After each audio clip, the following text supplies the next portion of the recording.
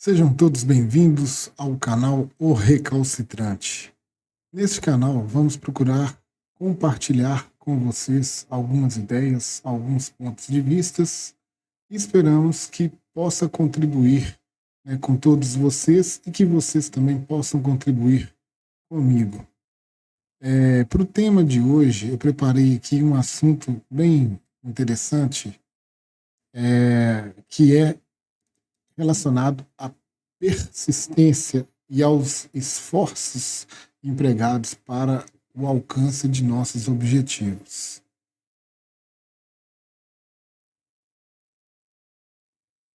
Então, nós temos essa expressão no inglês, no pain, no gain. O que essa expressão quer dizer? Vamos destrinchar isso e as ideias que estão relacionadas a essa expressão. Bom, inicialmente nós temos o conceito, do no pain, no gain, que são esforços necessários que nós aplicamos para alcançar resultados objetivos que nós traçamos previamente. Então é todo aquele esforço, toda aquela energia que eu emprego para alcançar algum resultado. E ela tem como escopo o sacrifício como parte do processo. O processo é uma jornada, que nós vamos seguir, e essa jornada ela vai ter muitos sacrifícios que nós vamos ter que fazer para chegar até o resultado. E ela está intimamente atrelada com a mentalidade de crescimento.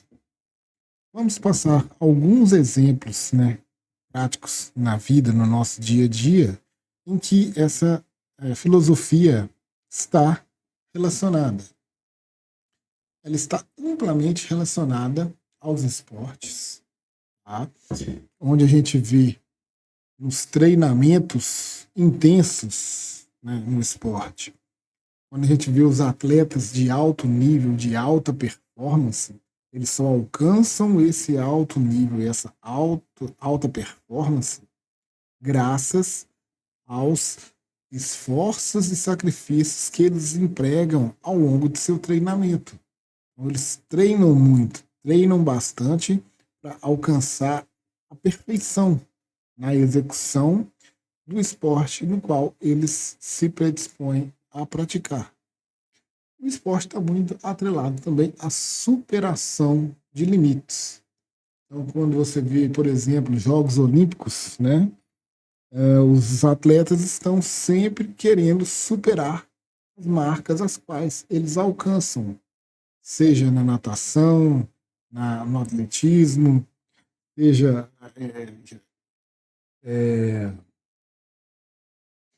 nos recordes pessoais, recordes de participação, número de igual futebol, número de gols marcados, ao todo de uma competição.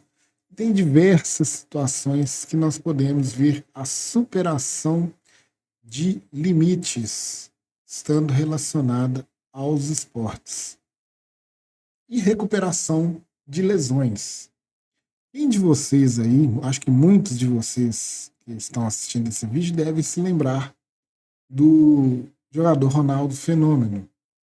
Na Copa de 98, o Brasil chegou à final e perdeu a final para a França por 3-0, porque momentos antes da partida, Ronaldo teve uma crise convulsiva.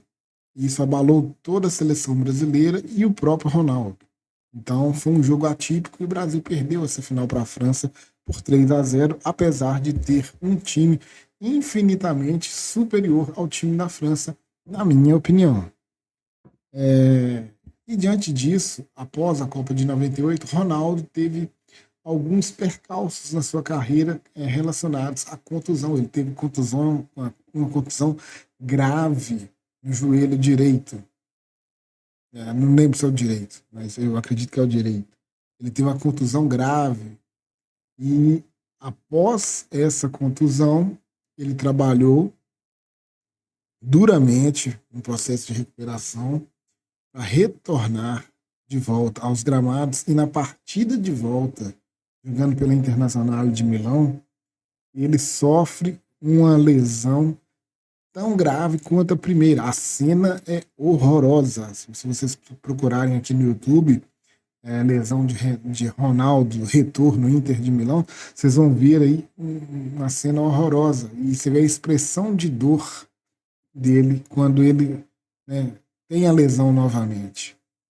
E ele tem essa lesão pela segunda vez. Talvez fosse qualquer pessoa, né, qualquer outra pessoa de nós, talvez teria desistido ali, naquela segunda lesão. Mas ele foi persistente, ele trabalha arduamente na sua recuperação para estar bem fisicamente, para poder voltar a fazer aquilo que ele gosta, aquilo que ele escolheu como profissão, aquilo que ele propôs fazer, e ele escolhe também estar no auge da sua forma física quando na disputa da Copa de 2002. E ali na Copa de 2002 a gente vê um Ronaldo com a gana, com uma vontade que a gente talvez nunca tenha visto o Ronaldo com tanta vontade de jogar, tanta vontade de ganhar um campeonato como foi o Ronaldo na Copa de 2002, graças à superação dos seus limites e o esforço que ele empregou para recuperar de uma lesão grave no joelho. E outro ponto que nós temos aqui como exemplo é na educação, onde nós temos aí muitas das vezes longas horas de estudo, né, para poder alcançar um objetivo relacionado ao estudo, seja aprovação em um concurso público, seja na obtenção de um diploma de curso superior, que hoje em dia, infelizmente, já não faz tanta diferença na vida das pessoas. Quando eu me graduei, tive uma mãe educacionista, ela vai, meu filho, estude, faça faculdade, nível superior, que você conquistará aquilo que você queira na vida, seus objetivos. E para mim já foi difícil. E para todos aqueles que estão hoje em dia, talvez não valha a pena. Isso também é um outro assunto que a gente pode fazer um outro vídeo a respeito disso daí. Mas dedica-se longas horas de estudo para a gente poder alcançar um objetivo, seja ele qual for. E também a gente tem que ter persistência nas dificuldades, nos pontos que a gente tem dificuldades para poder seguir adiante nos estudos. Eu, quando na época de estudante, eu tinha uma dificuldade imensa em matemática. Então, eu tinha que me propor fazer o melhor que eu podia para melhorar as minhas deficiências em matemática. E também a gente tem a questão dos sacrifícios para os exames e avaliações. Está atrelado aí às longas horas de estudo. Muitas das vezes a gente tem que abrir mão de diversas coisas, coisas que às vezes seriam prazerosas para nós, para nos prepararmos para os exames e avaliações que nós vamos prestar para alcançar as nossas metas e objetivos. Outro ponto a destacar está relacionado a trabalho e carreira, onde a gente tem no trabalho e na carreira dedicação e comprometimento. Para a gente poder alcançar os objetivos, as metas, a gente tem muitas das vezes dedicar aquilo que a gente faz e ter comprometimento, para que com essa dedicação e comprometimento a gente possa ser valorizado e ir ascendendo profissionalmente. Isso também está atrelado à resiliência frente a desafios. Isso aqui é um ponto crucial e diferencial muitas das vezes na questão corporativa. E diante de desafios, dificuldades, muitos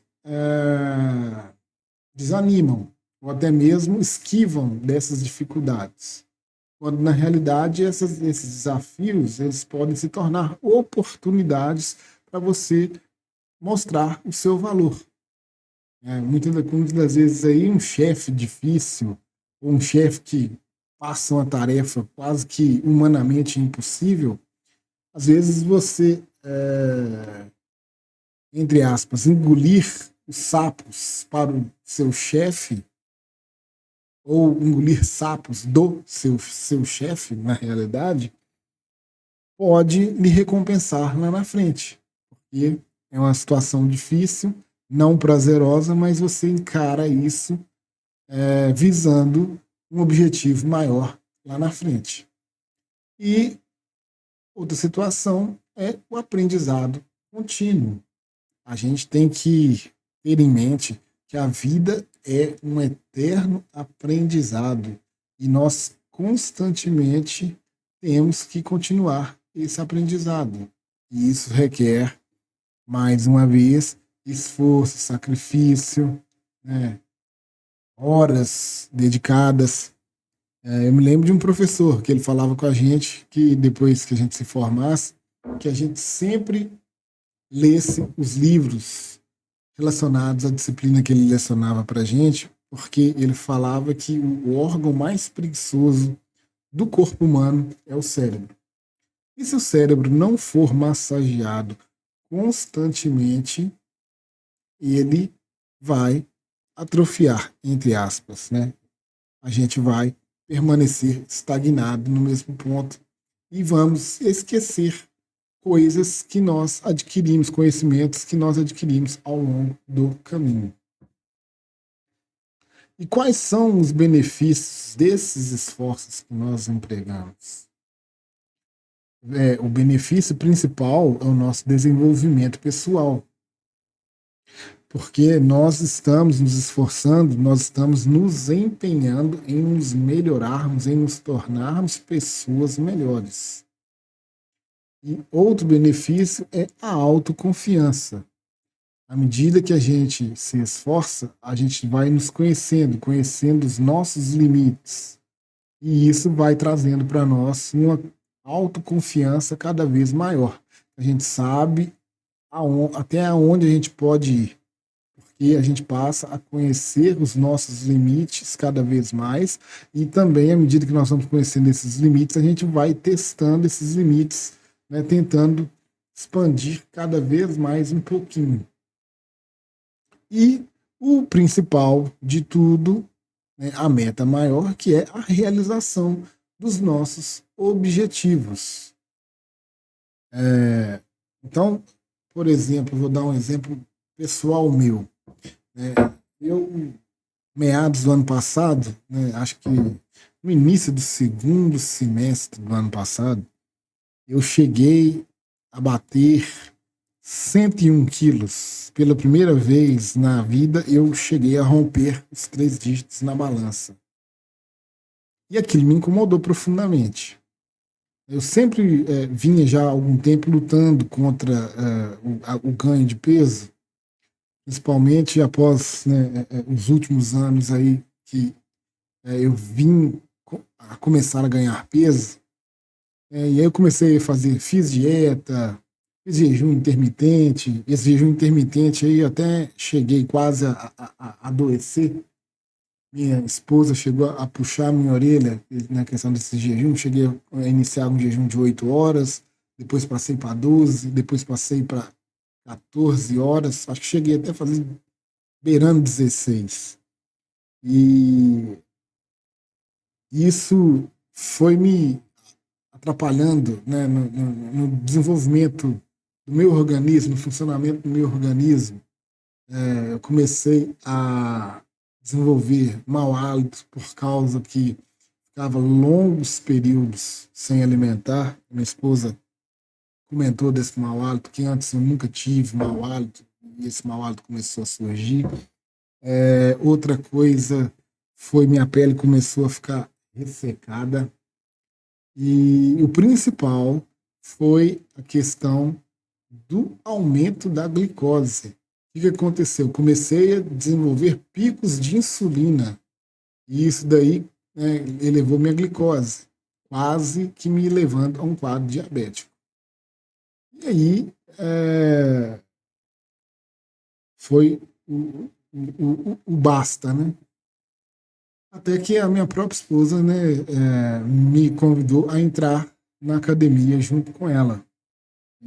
Outra coisa que foi uma coisa determinante foi quando eu fui renovar minha carteira de motorista e no exame lá o médico mediu a minha pressão e ele, né, detectou lá a minha pressão estava 13/9 ou 14/9. Ele perguntou se eu tinha pressão alta, eu falei, não, nunca tive.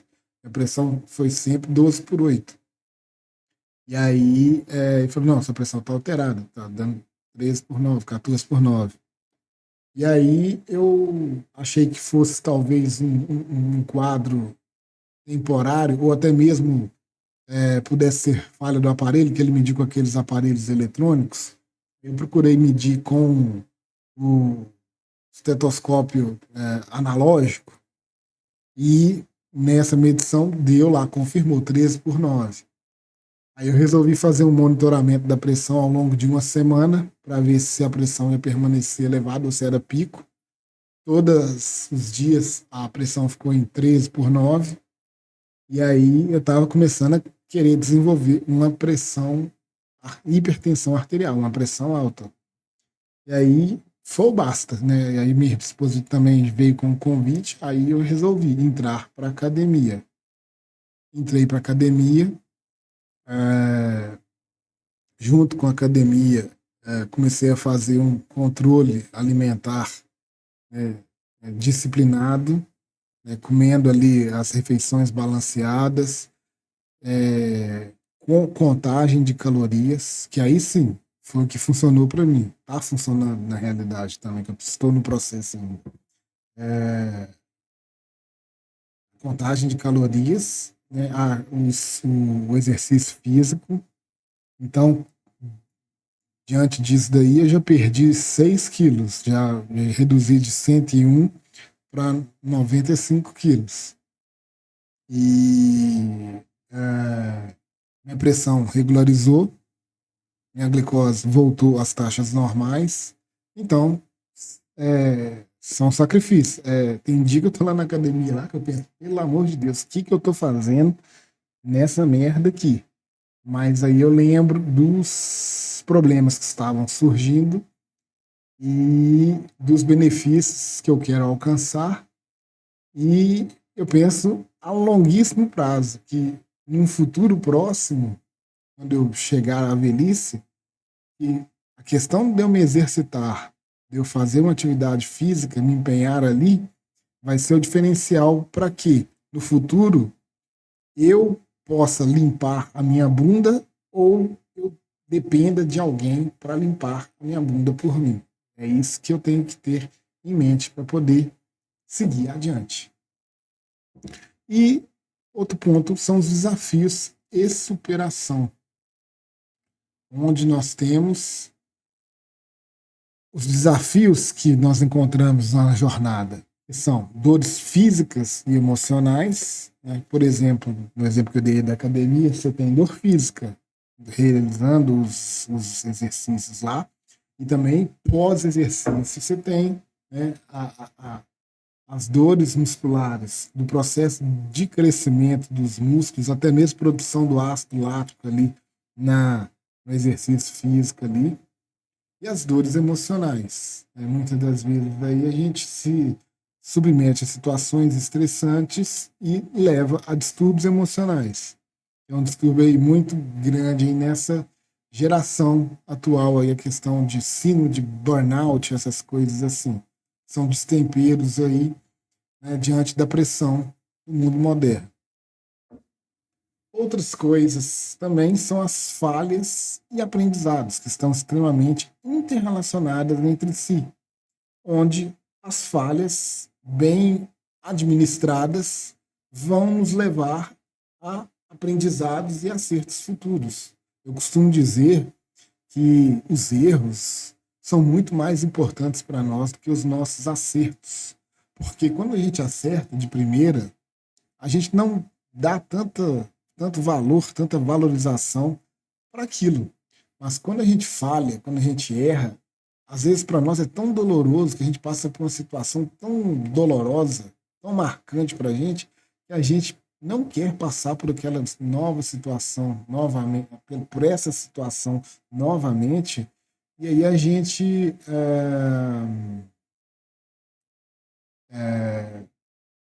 incorpora, arraiga isso dentro de nós e a gente não quer experimentar a mesma sensação. E a gente se empenha para fazer correto, para fazer bem feito em uma nova oportunidade, para a gente não passar por essa situação que nós passamos anteriormente. Diante disso vem o aprendizado. E diante dessa situação também nós temos atrelados disciplina e motivação. Nós temos que ter foco e disciplina naquilo que a gente se propõe a fazer, porque sem disciplina a gente não vai e não chega a lugar algum. E motivação, temos que nos manter motivados. Por isso que o estabelecimento de metas é muitas vezes importante. Nós temos que, todas as vezes que formos traçar metas, planejar algo em nossas vidas, nós temos que ter em mente que nós temos que traçar metas de curto, médio e longo prazo. Colocar metas realistas, metas alcançáveis, para que a gente possa ir alcançando de pouco em pouco e ver o objetivo se aproximando. Se nós colocarmos metas irreais, logo a gente desanima. Por exemplo, uma meta irreal. Vou querer perder 20 quilos em um mês. Tá, perder 20 quilos em um mês é viável? É possível? É possível. Só que perder 20 quilos em um mês, você vai fazer dietas malucas, você vai fazer coisas, sei lá, coisas que você mirabolantes. E diante disso daí você pode alcançar o objetivo. Só que você não fez a coisa certa. Logo você vai estar recuperando aquele peso todo que você perdeu. É o famoso efeito sanfona. E aí você fica desmotivado em tentar manter aquela perda que você tinha. Quando você traça metas realistas, não, vou tentar perder 20 quilos em 2 anos, 2 anos e meio, 3 anos, aí já é uma coisa mais plausível. Né? Você perder mais ou menos uns 6 quilos, 7 quilos por ano. E são coisas mais fáceis.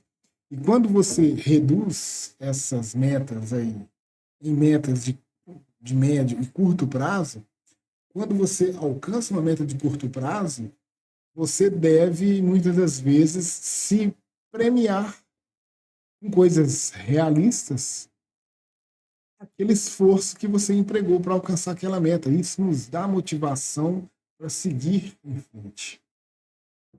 Quais são as filosofias relacionadas à filosofia do no pain, no gain?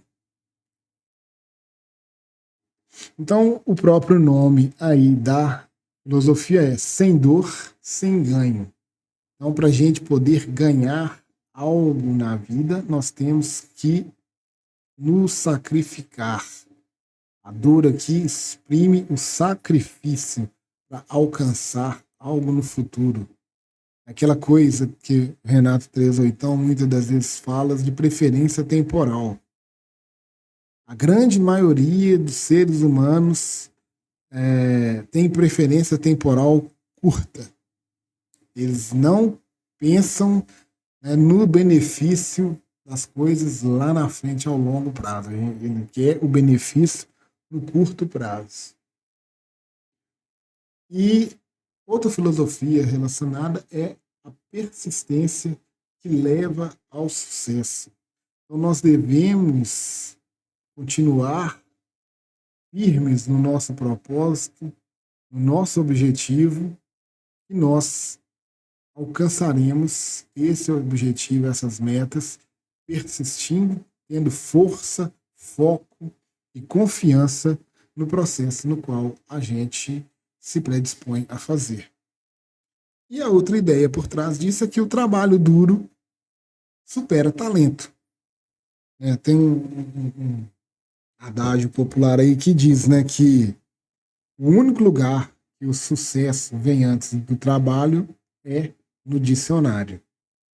E é verdade. Para a gente alcançar esse sucesso, nós temos que trabalhar arduamente. E muitas das vezes aí a gente vê diversas pessoas talentosas, que às vezes elas são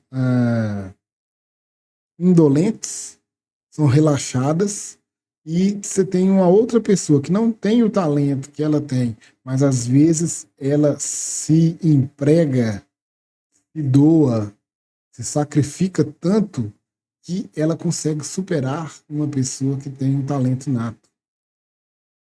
Então, voltando ao exemplo de jogador de futebol, não só jogador de futebol, mas igual você tem os atletas de alta performance, você tem atletas que têm o talento natural para aquela atividade especificamente. Enquanto você tem atletas que alcançam essa alta performance, não que ele tenha o talento, mas sim pelo tanto que ele treina, pelo tanto que ele esforça para alcançar esse patamar.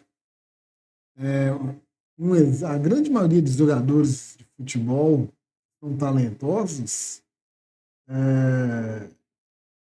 eles não são aplicados em sua vida pessoal. E aí, muitas das vezes, desperdiça um talento assim, que é fenomenal, por não ter a cabeça no lugar. Não levar aquilo ali tão a sério como uma profissão dele. A vida dele, o sustento dele depende daquilo ali. Ele troca os pés pelas mãos e desperdiça um talento imenso. E outro exemplo aqui para fechar essa ideia do trabalho duro supera talento, pegamos aí, podemos pegar os dois melhores jogadores de futebol, né, desses últimos tempos aí, Messi e Cristiano Ronaldo. Os dois estão praticamente no mesmo patamar. Eu particularmente acho o Cristiano Ronaldo melhor do que o Messi.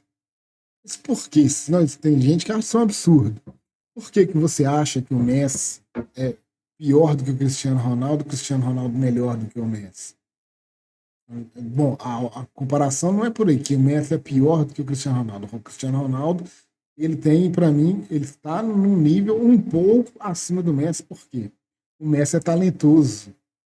O Messi, ele tem o talento nato, mas o Messi foi um dos poucos jogadores que soube aplicar esse talento nato que ele tem e administrou a carreira dele dentro e fora de campo, se dedicando a treinamento, essas coisas todas.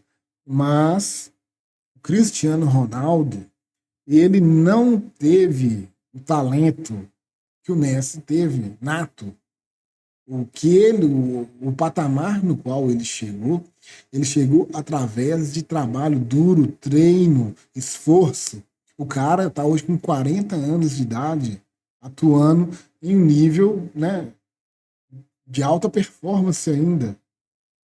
Se ele viesse aqui para o Campeonato Brasileiro, tenho certeza que em qualquer clube brasileiro que ele jogasse, ele estaria arrebentando no Campeonato Brasileiro, porque é um cara dedicado a treino, a físico, né? Não utiliza bebida alcoólica,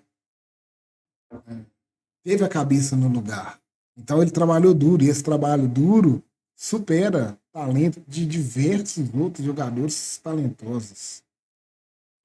E para a gente fechar a ideia principal do vídeo aqui, eu lembro, né, de um capítulo do livro 12 Regras para a Vida, de Jordan Peterson, onde o Dr. Jordan Peterson, num dos capítulos lá, tem o título seguinte: faça o que é significativo, não o que é conveniente.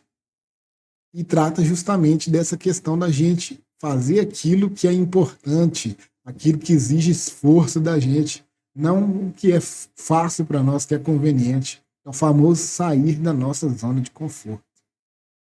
Então, espero que vocês comentem aí, deixem a opinião de vocês, o que vocês acham a respeito, né, dessa questão do no pain, no gain, se é uma filosofia válida, né, se vocês concordam ou discordam das minhas explanações aqui.